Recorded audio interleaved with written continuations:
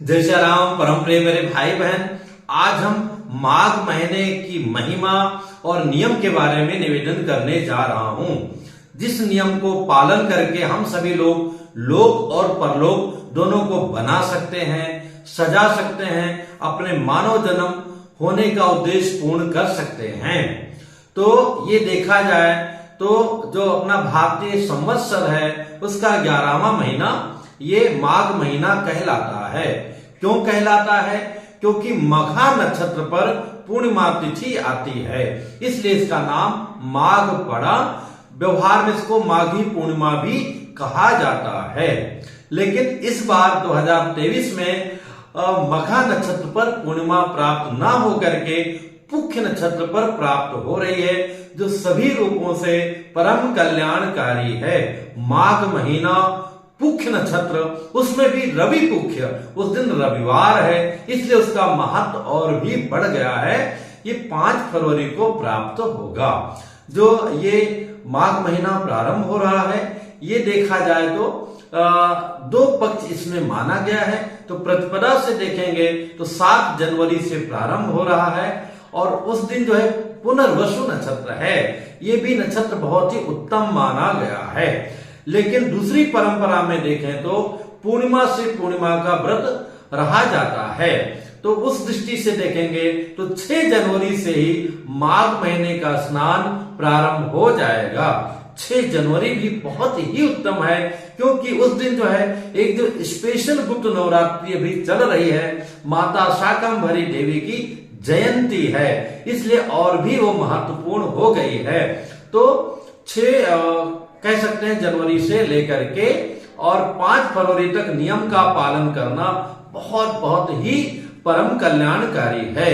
हम अगर देखते हैं तो अपने पूरे 12 महीने में 3 महीना सर्वोत्तम माना जाता है। सर्वप्रथम जो श्रावण महीना, जिसमें नियम का पालन करने से भगवान शिव जी की विशेष प्रसन्नता कृपा की प्राप्ति से मनचाहा कार्य, उसमें भी सौभाग्य और पुत्र आदि की निश्चित ही प्राप्ति होती है।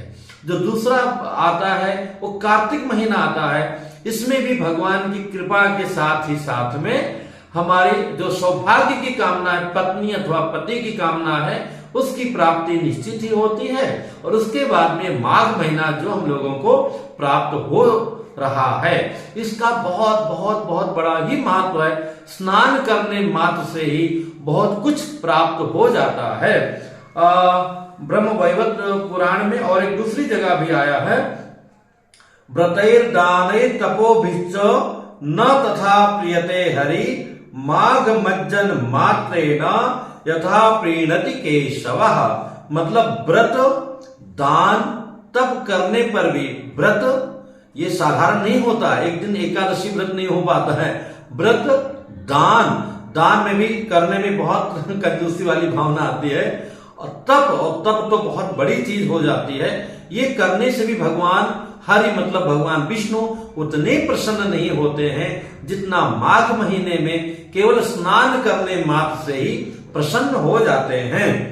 प्रीते वासुदेवस्य सर्व पापानुपत्ते माघ स्नानम प्रकुर्वीत स्वर्ग लाभाय मानवः।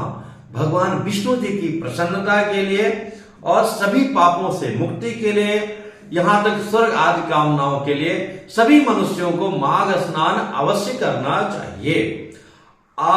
यही नहीं, माघ स्नान में एक और भी नियम आया है पूरे माघ महीने में सभी लोगों के लिए, जो हर व्यक्ति कर सकता है। माघे मूलकम भक्षणम न कार्यम। माघ महीने में मूली नहीं खाना चाहिए, नहीं खाना चाहिए, इस बात का ध्यान रखिए। करना क्या है? तो बहुत उत्तम यही है कि सूर्योदय के पहले आसपास कोई नदी हो, सरोवर हो, तालाब हो, वहां जाकर के हमें स्नान करना चाहिए। उसमें भी सबसे बड़ी बात है कि जो अपने अयोध्या मथुरा माया जो सप्तपुरी हैं वहां पर, अथवा जो उपपुरियां हैं, किसी भी तीर्थ में पूरा महीना वास करें। और सबसे उत्तम जो है तो देखा जाए प्रयागराज की महिमा कही गई है कि वहां के तो अद्भुत महिमा है। पूरा महीना नहीं कर सकते हैं तो 3 रात्रि नहीं तो 1 रात्रि का भी माघ महीने में स्नान करने से बहुत ही पुण्य फल की प्राप्ति होती है। अब यही नहीं, एक और दूसरी जगह लिखा हुआ प्राप्त हो रहा है, यत कुत्रापि यो माघे स्मरणान्वितः करोति मज्जनम तीर्थे सलभेत गांग मज्जनम। मतलब कहीं भी व्यक्ति किसी भी तीर्थ में स्नान करेगा सामान्यतः उसको भी गंगा जल के समान पुण्य फल की प्राप्ति होगी। एक जगह और बहुत ही अच्छी बात आई है कि ये तो भैया बहुत बड़ी बात हो गई है, कोई व्यक्ति जो है सामान्य स्नान से भी सलिलम कह सकते हैं, सलिलम मतलब जल, और ये शीतल जल में स्नान मतलब सामान्य जल में स्नान कर लिया सूर्योदय के पहले, तो भी गंगा जल के समान पुण्य फल की प्राप्ति होती है। पर हमारी निष्ठा होनी चाहिए, जानबूझ के प्रयत्न पूर्वक भगवान की प्रसन्नता के लिए करना चाहिए। वो भावनाओं का बड़ा महत्व होता है। कई बार मैं उदाहरण दे चुका हूं कि उसी एक बदमाश किसी को छुरी भोंक दिया और एक डॉक्टर जो है बड़ा छुरा भोंक दिया उसकी गोली को निकालने के लिए, उसके बीमारी को काटने के लिए। तो डॉक्टर को जो है, क्योंकि उसकी भावना अलग है, हालांकि डॉक्टर भी पैसा ले रहा है, आजकल के डॉक्टर जय सियाराम तो खूब लेते हैं, तो बदमाश बेचारा 1500 के लिए छुरी भोंक देता है और डॉक्टर उसे सही करने का मनचाहा लेते हैं। तो अभिप्राय है कि भावना का महत्व होता है, एक को पुरस्कार मिलता है और एक को जय सियाराम कारागार की सजा मिलती है। तो अब हम मोटा मोटी पूरे माघ महीने के नियम के बारे में निवेदन कर रहा हूं कि उचित यही है कि हम वहां नहीं जा सकते हैं किसी भी तीर्थ में अथवा स्पेशली प्रयागराज में, प्रयास करके एक दिन तो अवश्य स्नान कीजिए और अपने घर में सूर्योदय के पहले स्नान कीजिए सामान्य जल में। जो बीमार हैं, ये हैं, वो हैं, उनकी बात तो अलग है, जैसा हो सके उसमें भी गंगा जल इत्यादि 2 बूंद मिला लिया करें। पूरे महीना जो है, जो तिल का जल है, रात्रि में तिल भिगो दें और उसका जो है छान करके उसी में मिला करके थोड़ा सा और उससे स्नान किया करें। तिल में भी बहुत मिलावट आ रहा है, तो किराना स्टोर से लीजिएगा, अच्छे दुकान से लीजिएगा। पूजा वाली दुकान पे 99% नकली अथवा उसको कलर किया हुआ तिल मिलता है। तो इस बात का ध्यान रखिएगा। भगवान का नित्य स्नान करने के बाद में जैसे पूजन करते हैं, एक माला जपने का नियम रख लीजिए कि हम कम से कम 1, 5, 7, 9, 11 माला नित्य जपेंगे। बहुत अच्छा ये होगा कि पूरे महीना में हम एक पुरस्चरण सामान्यतः कर लें, नहीं तो 1,40,000 जब तो कर ही लें, अथवा जितना हो जाए उतना कर लीजिए। इसके साथ में ही तिल का स्नान हो गया।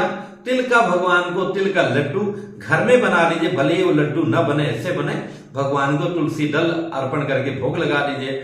ब्राह्मणों को बुला करके उनका सम्मान करके उनको जो है तिल का प्रसाद खिलाना चाहिए, दान करना चाहिए, इत्यादि इत्यादि बहुत सारे नियम हैं। तो हम बेसिक नियम में आते हैं कि हमें सूर्योदय के पहले स्नान करना है और हाँ, पूरे महीने मूली नहीं खाना है। हम नियम पालन कर रहे हैं, नहीं कर रहे हैं तो भी लहसुन प्याज इत्यादि का भी हमें भक्षण सेवन नहीं करना चाहिए। और प्रतिदिन नियम बना लीजिए कम से कम 1 माला, नहीं तो भैया अच्छा तो है कि 11 माला भगवान के मंत्रों का, किसी भी बाबा के नाम का नहीं, दादी के नाम का, बाबा के नाम का, सब आगे राम पीछे राम बीच में कोई बाबा का नाम, इस सबसे कुछ होने वाला नहीं है, बिल्कुल नहीं है। वो 0 मार्क मिलेगा। मेहनत का फल मिल जाएगा, भगवान के यहाँ पे बड़े दयालु हैं, पर वो नहीं मिलेगा जिसके आप हकदार हैं। तो इसलिए भगवान के मंत्रों का जाप कीजिए। कुछ नहीं हो सकता तो राम राम राम राम सबसे जो है सरल, अथवा नमः शिवाय, ओम नमः शिवाय पुरुष और नमः शिवाय देवियां जाप करें पूरे महीना भर, अत्यंत लाभ मिलेगा। भगवान की कृपा की अवश्य प्राप्ति होगी। इससे संबंधित और भी मैं वीडियो अर्पण करने का प्रयत्न करूंगा।